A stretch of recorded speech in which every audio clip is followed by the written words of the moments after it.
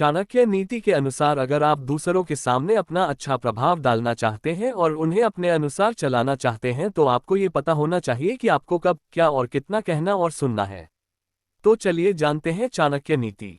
5वां अध्याय। धन से धर्म की, योग से विद्या की, मधुरता से राजा की और अच्छी स्त्रियों से घर की रक्षा होती है। गुरुरग्निर्द्विजातिना वर्णाना ब्राह्मणो गुरु पतिरेव गुरु स्त्रीना सर्वस्वाभ्यागतो गुरु। ब्राह्मण, क्षत्रिय और वैश्य आदि द्विजों के लिए अग्निहोत्र गुरु के समान आदरणीय है। चारों वर्णों में ब्राह्मण सबसे अधिक श्रेष्ठ और आदरणीय है।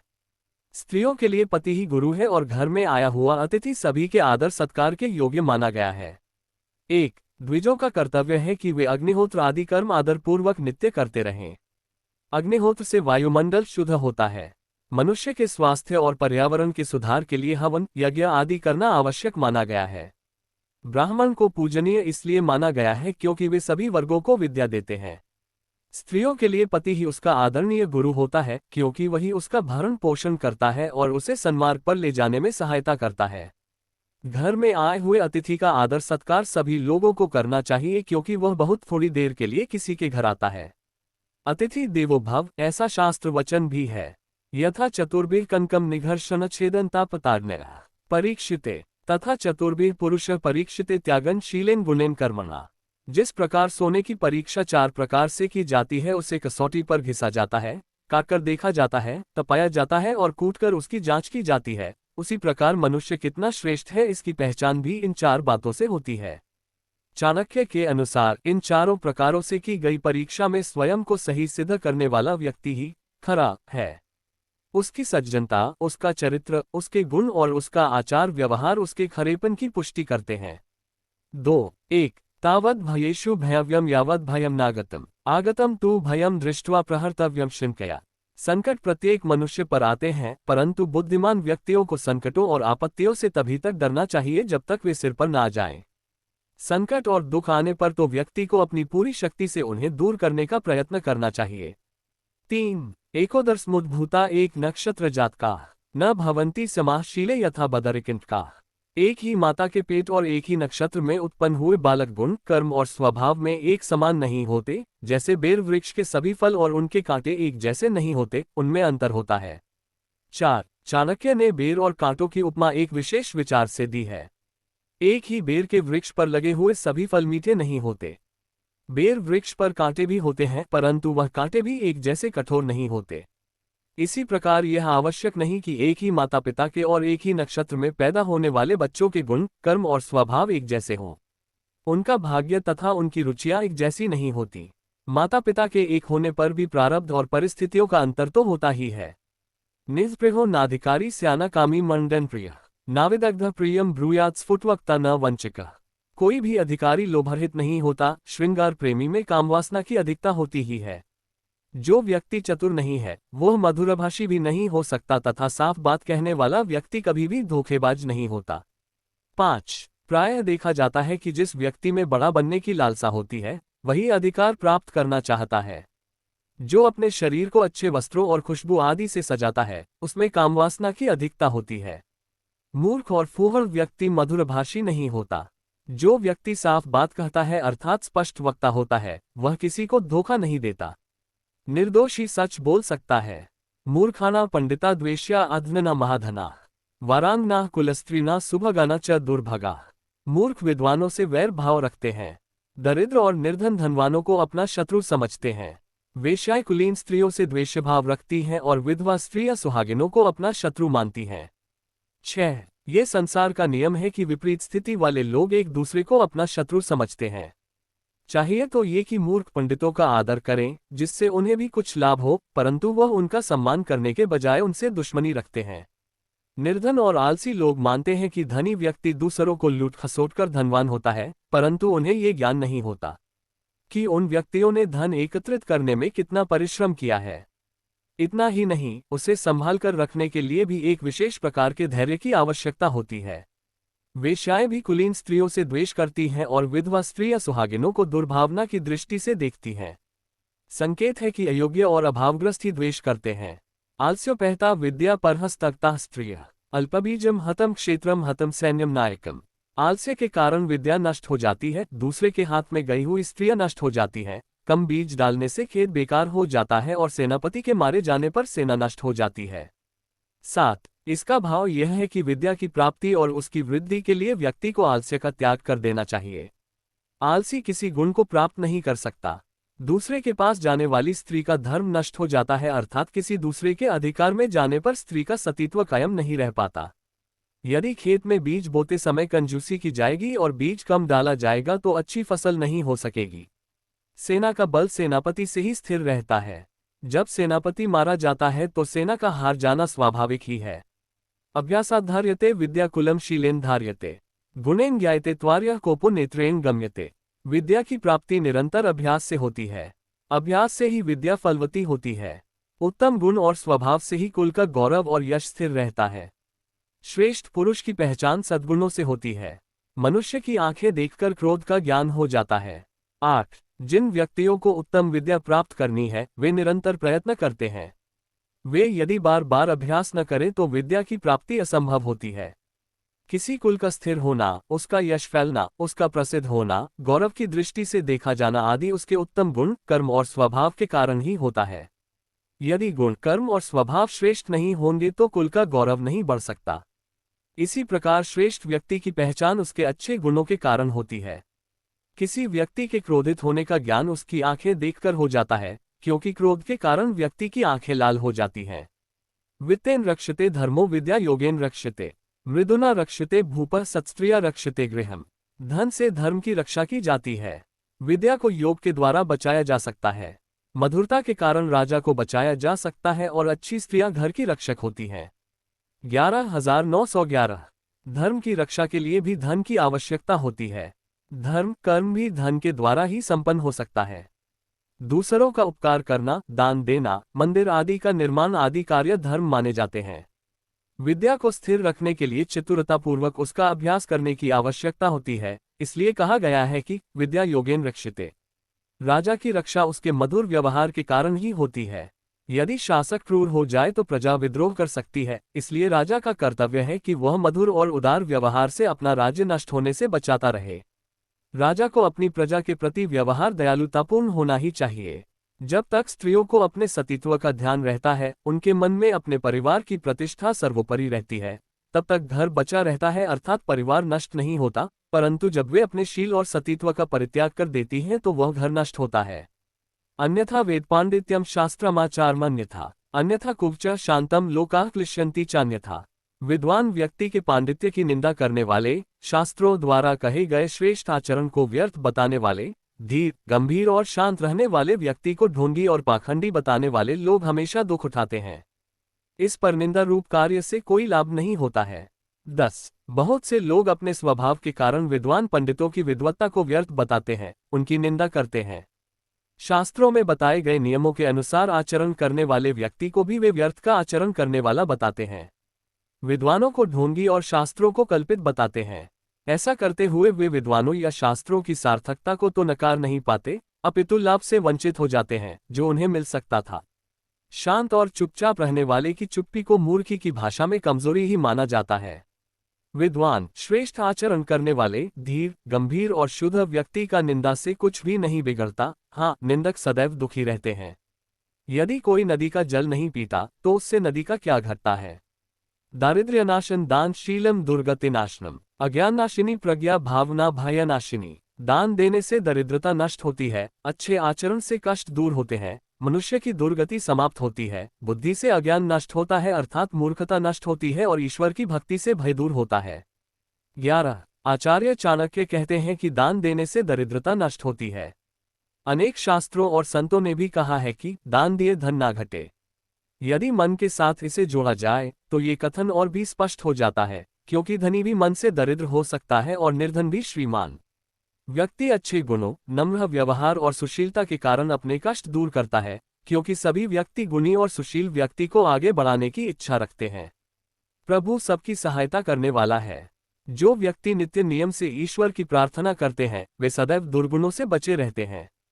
उन्हें न तो किसी व्यक्ति से डरने की आवश्यकता होती है और न ही वे संकटों के आने पर भयभीत होते हैं। नास्ति काम समो व्याधिर नास्ति मोह समो रिपुः, नास्ति कोप समो वह्निर्नास्ति ज्ञानात् पर सुखम। कामवासना के समान कोई रोग नहीं। मोह से बड़ा कोई शत्रु नहीं, क्रोध जैसी कोई आग नहीं और ज्ञान से बढ़कर इस संसार में सुख देने वाली कोई वस्तु नहीं। 12 अधिक कामवासना में लिप्त रहने वाला व्यक्ति शक्तिहीन होकर अनेक रोगों का शिकार हो जाता है। वह कामवासना की पूर्ति के लिए रोगी से संबंध बनाकर किसी रोग की गिरफ्त में भी आ सकता है। व्यक्ति का क्रोध उसके लिए आग का काम करता है, उसका अपना क्रोध उसे जला डालता है। ज्ञान से बढ़कर संसार में सुख देने वाली कोई भी वस्तु नहीं है। जो व्यक्ति बुद्धि और विवेक से कार्य करता है वह सदा सुखी रहता है। मोह को सबसे बड़ा शत्रु बताया गया है। मोह का अर्थ है मूर्छा अर्थात अविवेक। ये बुद्धि को नष्ट कर देता है। जन्ममृत्यु ही याते को भुनकते का शुभाशुभम नरकेशु पतत्येक एको याति परागतिम। जिस प्रकार मनुष्य अकेला ही जन्म लेता है उसी प्रकार अकेले ही उसे पाप और पुण्य का फल भी भोगना पड़ता है। अकेले ही अनेक प्रकार के कष्ट भोगने पड़ते हैं अर्थात अकेले ही उसे नरक का दुख उठाना पड़ता है और अकेला ही वह मोक्ष को प्राप्त होता है। 1311 मनुष्य के जन्म और मृत्यु के चक्र में उसका कोई साथ नहीं देता। वह जब जन्म लेता है तब भी अकेला होता है, जब उसकी मृत्यु होती है तब भी वह अकेला होता है। अतः बार बार जन्म लेने और मरने के चक्र में मनुष्य को अकेले ही भागीदारी करनी होती है। चाणक्य ने मनुष्य के अकेले ही नरक में जाने की बात कही है। नरक और कुछ नहीं है, मनुष्य द्वारा भोगे जाने वाले कष्टों का ही नाम है। व्यक्ति अकेला ही इस कष्ट को भोगने के लिए मजबूर होता है। उसके कष्ट में सहानुभूति तो जताई जा सकती है परंतु उसका कष्ट बांटा नहीं जा सकता। यदि वह अच्छे कार्य करता है तो इसी जन्म में जीवन मुक्त की स्थिति को प्राप्त कर लेता है। आचार्य चाणक्य ने यहाँ संकेत दिया है कि सब अकेले ही करना है, इसलिए उत्तरदायित्व को निभाने के लिए हमेशा तैयार रहना चाहिए। दूसरों की ओर क्यों देखना, दूसरों का सहारा लेने की आदत से मुक्त हो, यही श्रेयस्कर है। तृण ब्रह्मविद स्वर्गस्तृण शूरस्य जीवितम जिताशस्य तृण नारी निःस्पृहस्य तृण जगत। जिसे ब्रह्म ज्ञान है उसके लिए स्वर्ग तिनके के समान अर्थात तुच्छ है। शूरवीर के लिए जीवन तिनके के समान होता है। जितेंद्रिय अर्थात संयमी व्यक्ति के लिए स्त्री भोग पदार्थ तिनके के समान होती है और इच्छारहित मनुष्यों के लिए सारा संसार ही तिनके के समान है। 14 जिसे ब्रह्म ज्ञान है उसके लिए स्वर्ग का कोई महत्व नहीं, क्योंकि वह जानता है कि स्वर्ग के सुख भी क्षणिक है। शूरवीर व्यक्ति जीवन की बलि देने से नहीं डरता, उसके लिए अपना जीवन एक तिनके के समान है, उसे अपने जीवन में किसी से भय नहीं होता। जिस व्यक्ति ने इंद्रियों को अपने वश में किया है उसे नारी अपने वश में नहीं कर सकती। यहाँ नारी शब्द का अर्थ है सभी भोग पदार्थ, नारी तो उसका प्रतीक मात्र है। इसी प्रकार इच्छारहित व्यक्ति के लिए सारा संसार तिनके के समान होता है, क्योंकि उसकी किसी वस्तु में आसक्ति नहीं होती। आसक्ति ही व्यक्ति या वस्तु को मूल्य प्रदान करती है। विद्या मित्रम प्रवासेषु भार्या मित्रम गृहेषु च व्याधितस्यौषधम मित्रम धर्मो मित्रम मृत्स्य च। विदेश में विद्या ही मनुष्य की सच्ची मित्र होती है, घर में अच्छे स्वभाव वाली और गुणवती पत्नी ही मनुष्य की सबसे अच्छी मित्र होती है। रोगी व्यक्ति की मित्र दवाई है और जो मनुष्य मर चुका है उसका धर्म कर्म ही उसका मित्र होता है। 15 मित्र की परिभाषा करते हुए कहा गया है जो सदैव अपने मित्र का हित चिंतन करे तथा विपत्ति में साथ न छोड़े वही सच्चा मित्र होता है। इस संदर्भ में विद्या, गुणी पत्नी, औषधि और धर्म को देखने की आवश्यकता है। ये चारों मित्र की तरह हित करते हैं। धर्म की श्रेष्ठता की ओर भी आचार्य ने संकेत किया है, क्योंकि जब सब साथ छोड़ जाते हैं उस समय धर्म ही मृतात्मा को गति देता है, उसके मोक्ष का कारण बनता है। वृथा वृष्टे समुद्रेषु वृथा तृप्तेषु भोजनम वृथा दान धनाध्येषु वृथा दीपो दिवापि च। समुद्र में बारिश होना, भोजन से तृप्त हुए मनुष्य को फिर से भोजन कराना, धनी लोगों को दान देना और दिन में दीपक जलाना आदि बातें व्यर्थ और निरर्थक होती हैं। 1611 नास्ति मेघ सम तोय नास्ति चात्म सम बलम नास्ति चक्षुर सम तेजो नास्ति धान्य सम प्रियम। बादल के जल जैसा दूसरा कोई जल शुद्ध नहीं, आत्मबल के समान दूसरा कोई बल नहीं, नेत्र ज्योति के समान दूसरी कोई ज्योति नहीं और अन्न के समान दूसरा कोई प्रिय पदार्थ नहीं होता। 17 मेघ के जल को सबसे अधिक पवित्र इसलिए माना जाता है कि वह स्वास्थ्यवर्धक होता है। जिस व्यक्ति में आत्मा का बल है अर्थात जो स्वयं पर विश्वास करता है उसमें सभी प्रकार के बलों का सहज रूप में समावेश हो जाता है। आत्मबल क्या शरीर और इंद्रियों के बल से बढ़कर नहीं है। चाणक्य ने नेत्र की ज्योति को सबसे अधिक उपयोगी माना है, क्योंकि नेत्र की ज्योति के बिना मनुष्य के लिए सारा संसार अंधकार में होता है। अन्न को मनुष्य के लिए सबसे अधिक प्रिय पदार्थ कहा गया है, क्योंकि जब तक अन्न नहीं मिलता तब तक शरीर मन आदि अपना अपना कार्य नहीं कर सकते। प्राणियों के अन्नमय कोश अर्थात शरीर की पुष्टि तो अन्न से ही होती है। अधना धन्मिच्छन्ति वाचा चैव चतुष्पदा मानवाः स्वर्गमिच्छन्ति मोक्षमिच्छन्ति देवता। धनहीन व्यक्ति और अधिक धन पाना चाहता है। चौपाई अर्थात चार पैर वाले पशु चाहते हैं कि वे बोल सके। मनुष्य स्वर्ग चाहता है और देवता मोक्ष की कामना करते हैं। 1811 व्यक्ति हर समय चाहता है कि उसे धन की प्राप्ति हो, परंतु उसे यह पता ही नहीं होता कि उसके लिए लगातार श्रम करना पड़ता है। पशु वाणी चाहते हैं ताकि वे अपने मन की बात किसी दूसरे से कर सकें। मनुष्य ये भी चाहता है कि उसे स्वर्ग मिले। देवता और विद्वान व्यक्ति इस जीवन से मुक्त होने की कामना करते, इसलिए वह जीवन में ऐसे कार्य करते हैं जिनसे जीवन मरण के बंधन से मुक्त होकर मोक्ष की प्राप्ति होती है। प्राणी मात्र का ये स्वभाव है कि जिसके पास जो नहीं है वह उसकी कामना करता है। सत्येन धार्यते पृथ्वी सत्येन तपते रवि सत्येन वाति वायुश्च सर्वम सत्ये प्रतिष्ठितम। सत्य के कारण पृथ्वी स्थिर है, सूर्य भी सत्य के बल से प्रकाश देता है, सत्य से ही वायु बहती है, सब सत्य में ही स्थिर है। 19 सत्य का आधार ब्रह्म है। पृथ्वी अथवा ये संसार सत्य के कारण ही टिका हुआ है। इसी सत्य और ब्रह्म से सूर्य का प्रकाश सारे संसार में फैलता है। सत्य अथवा प्रभु की शक्ति से ही इस संसार में वायु का संचार होता है। इस प्रकार सभी कुछ सत्य अथवा ब्रह्म में स्थित है। चला लक्ष्मीश्चला प्राणाश्चलम जीवित यौवनम। चलाचले च संसारे धर्म एको ही निश्चल। इस चराचर जगत में लक्ष्मी धन चलायमान है, अर्थात लक्ष्मी स्थिर नहीं रहती, नष्ट हो जाती है। प्राण भी नाशवान है, जीवन और यौवन भी नष्ट होने वाले हैं। इस चराचर संसार में एकमात्र धर्म ही स्थिर है। 20 धन संपत्ति मनुष्य के पास सदा नहीं रहती, उसके कर्मों के अनुसार आती जाती है। जिस मनुष्य ने जीवन धारण किया है उसका मरना भी आवश्यक है, इसलिए प्राणों को स्थिर नहीं कहा जा सकता। मनुष्य का यौवन सदा स्थिर रहने वाली वस्तु नहीं, बुढ़ापा यौवन का क्षय है, परंतु धर्म ऐसा तत्व है जिसका नाश नहीं होता। मनुष्य की मृत्यु के बाद भी धर्म ही उसका साथ देता है। शास्त्र की भी मान्यता है कि आते भी हम अकेले हैं और जाते भी अकेले ही हैं, लेकिन धर्म हमेशा साथ रहता है। आचार्य के अनुसार जो हमेशा साथ रहने वाला है उसकी ओर मनुष्य को ध्यान देना चाहिए। नराणा नापितो धूर्ता पक्षिणा चैवयस्य चतुष्पदा श्रीगास्तु स्त्रीणा धूर्ता च मालिनी। मनुष्य में नाई सबसे अधिक चालाक और होशियार होता है। पक्षियों में कौवा, चार पैरों वाले जानवरों में गीदड़ और स्त्रियों में मालिन अत्यधिक चतुर होती है। 21 यहाँ जिन जातियों की बात आचार्य चाणक्य ने की है उसे आपत्तिजनक मानना आचार्य के कथन को सही संदर्भ में न समझने की भूल करना है। जो जाति जितनी अधिक सामाजिक होती है उसे इस बात का व्यावहारिक अनुभव होता है कि किस व्यक्ति से किस प्रकार कार्य करवाना है। कुछ बिरादरियों में जो पुरानी परंपराओं का निर्वाह कर रही हैं, आज भी नापित की महत्वपूर्ण भूमिका होती है। पहले शादी विवाह आदि में महत्वपूर्ण निर्णय भी इनके द्वारा लिए जाते थे। ये मीडिएटर का काम करते थे और अपने यजमान के प्रति वफादार होते थे। इनके सामने लोग अपने मन की बात खोलकर भी रख देते हैं। यही स्थिति फूल का व्यापार करने वाली जाति की स्त्रियों की भी है। उनका मेल हर तरह के लोगों के साथ होता था। अपनी बात रखने के बारे में तथा किसी के सवाल का तत्काल जवाब देने में आज भी उनकी कोई बराबरी नहीं है। यहाँ एक बात विशेष रूप से समझने की है कि इस दुनिया में कुछ भी नकारात्मक नहीं है। बुद्धिमान व्यक्ति प्रत्येक वस्तु का, प्रत्येक स्थिति परिस्थिति का और प्रत्येक संवेग का सही प्रयोग और उपयोग करना जानता है। यही उसकी सफलता का मूल मंत्र है, इसीलिए वह विशेष कहलाता है। और यह भी कि शब्दों का अर्थ रूढ़ की जगह यदि यौगिक रूप में किया जाए तो सर्वसाधारण उसे खींचकर उसी ओर ले जाता जो जनसामान्य में प्रचलित है। इस बारे में तो सभी एकमत से सहमत हैं कि कुछ शब्दों का एक अर्थ नहीं होता, उसके सही अर्थों को संदर्भ के अनुसार लगाना पड़ता है।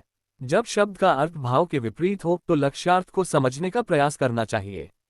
अध्याय का सार। गुरु की महिमा का वर्णन सर्वत्र किया गया है, परंतु चाणक्य ने यह भी स्पष्ट किया है कि सामान्य जीवन में कौन किसका गुरु होता है। उनका कहना है कि स्त्रियों का गुरु उसका पति होता है, गृहस्थ का गुरु अतिथि होता है, ब्राह्मण, क्षत्रिय और वैश्य का गुरु अग्नि अर्थात अग्निहोत्र है और चारों वर्णों का गुरु ब्राह्मण होता है। जिस प्रकार सोने को कसौटी पर घिसकर आग में तपाकर उसकी शुद्धता की परख होती है, उसी प्रकार मनुष्य अपने अच्छे कर्मों और गुणों से पहचाना जाता है और प्रतिकूल परिस्थितियों में ये निखरते हैं। चाणक्य कहते हैं कि मनुष्य को जीवन में भयभीत होने की आवश्यकता नहीं, उसे निडर होकर कार्य करने चाहिए। यदि किसी भय की आशंका हो तो भी घबराना नहीं चाहिए, बल्कि संकट आने पर उसका डटकर मुकाबला करना चाहिए। चाणक्य कहते हैं कि यह आवश्यक नहीं है कि एक ही माता से उत्पन्न होने वाली संतान एक ही प्रकार के स्वभाव वाली हो, सब में अलग अलग गुण होते हैं। ये वैयक्तिक भिन्नता तो प्रकृति का विशेष गुण है। चाणक्य का मानना है कि कोई भी व्यक्ति वह वस्तु प्राप्त नहीं कर सकता जिसे प्राप्त करने की उसमें इच्छा न हो। जिसे विषय वासनाओं से प्रेम नहीं, वह श्रृंगार अथवा सुंदरता बढ़ाने वाली वस्तुओं की मांग नहीं करता। जो व्यक्ति बिना किसी लाग लपेट के स्पष्ट बात कहता है, वह कपटी नहीं होता। विद्या अभ्यास से प्राप्त होती है और आलस्य से नष्ट हो जाती है। दूसरे के हाथ में दिया हुआ धन वापस मिलना कठिन होता है और जिस खेत में बीज कम डाला जाता है, वह फसल नष्ट हो जाती है। चाणक्य कहते हैं कि दान देने से धन घटता नहीं वरन दानदाता की दरिद्रता समाप्त होती है। बुद्धि द्वारा मूर्खता नष्ट होती है और मन में सकारात्मक विचारों से भय समाप्त हो जाते हैं। मनुष्य में अनेक ऐसे दोष होते हैं जिनसे उसे अनेक कष्ट उठाने पड़ते हैं। चाणक्य कहते हैं कि कामवासना से बढ़कर कोई दूसरा रोग नहीं, मोह और क्रोध के समान स्वयं को नष्ट करने वाला कोई शत्रु नहीं। चाणक्य का कहना है कि क्रोध व्यक्ति को हर समय जलाता रहता है। मनुष्य जो कर्म करता है, अच्छा या बुरा, उसका फल उसे अकेले ही भोगना पड़ता है। वह अकेला ही इस संसार में जन्म लेता है और अकेला ही मरता भी है। स्वर्ग अथवा नरक में भी वह अकेला ही जाता है, केवल कर्म ही उसके साथ जाते हैं। मनुष्य जब विदेश में जाता है तो उसका ज्ञान और बुद्धि ही साथ देती है। घर में पत्नी ही सच्ची मित्र होती है। औषधि रोगी के लिए हितकर होने के कारण उसकी मित्र है। मृत्यु के बाद जब संसार की कोई वस्तु या व्यक्ति मनुष्य का साथ नहीं देता, उस समय धर्म ही व्यक्ति का मित्र होता है। चाणक्य का कहना है कि वर्षा के जल से श्रेष्ठ दूसरा जल नहीं और व्यक्ति का आत्मबल ही उसका सबसे बड़ा बल है। मनुष्य का तेज उसकी आंखें हैं और उसकी सबसे प्रिय वस्तु है अन्न। संसार में कोई भी अपनी स्थिति से संतुष्ट नहीं है। जो पास में नहीं है उसी की चाह प्रत्येक व्यक्ति करता है। निर्धन धन चाहता है, पशु वाणी चाहते हैं। मनुष्य स्वर्ग की और देवत्व को प्राप्त जीव मोक्ष की कामना करते हैं। आचार्य यहाँ संकेत दे रहे हैं कि देवता भी असुरक्षित हैं। उन्हें भी पुण्य समाप्ति के बाद मृत्युलोक में आना पड़ता है, इसीलिए वे देवयोनि से भी मुक्त होना चाहते हैं। सत्य की महत्ता बताते हुए चाणक्य कहते हैं कि सत्य के कारण ही दुनिया के समस्त कार्य व्यापार चल रहे हैं। लक्ष्मी, मनुष्य के प्राण और यह संसार सभी नश्वर हैं, केवल धर्म ही शाश्वत है, अर्थात मनुष्य को अपनी रुचि धर्म में रखनी चाहिए।